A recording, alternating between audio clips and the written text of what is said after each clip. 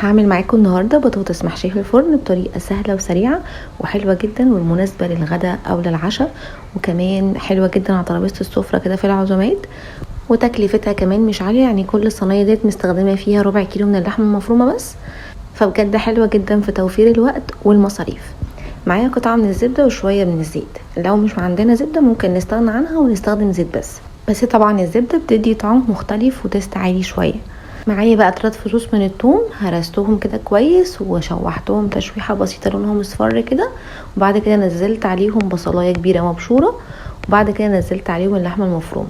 هقلبها تقليبه كده لغايه ما لونها بس يتغير كده. هنزل عليها فلفل حامي وهقلبها تقلبتين، وانزل عليها بقى بالتوابل بتاعتي. معايا بقى ملح وبابريكا ورشه كده من الشطه، حابين تستغنوا عنها مفيش مشكله، ورشه كده من القرفه وفلفل اسود، ورشه حلوه كده من جوز الطيب. بجد ما تستغنوش عنها لانها بتدي ريحه حلوه جدا للحمه المفرومه بالزيت. بعد كده بنزل بقى بكوبايه من عصير الطماطم.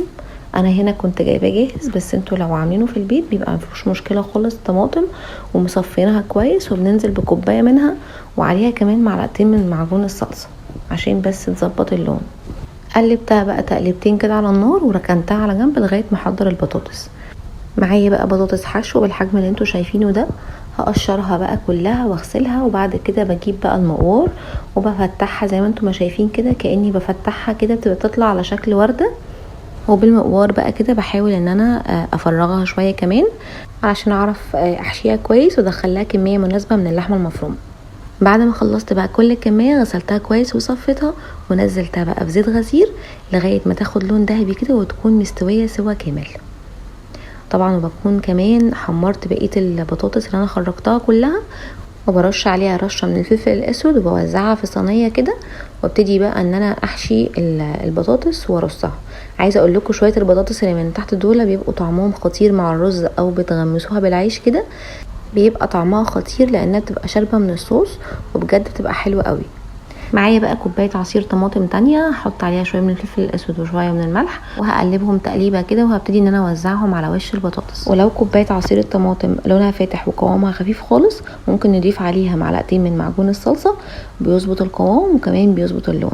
في المرحله دي بكون مشغله الفرن على درجه حراره 180 رف اوسط قبلها ب10 دقايق كده، وبدخل الصينيه. بتقعدش اكتر من ربع ساعه لان طبعا كل حاجه فيها مستويه، بس يا دوبك بس هتاخد غلوه بسيطه كده علشان الصوص يندمج مع البطاطس. وبولع عليها الشوايه كمان 10 دقايق، وبتخرج معايا بالشكل الخطير ده. طعم وريحه بجد حلوين قوي ومبتاخدش وقت. جربوا الطريقه دي وقولوا لي ايه رايكم، وبألف هنا.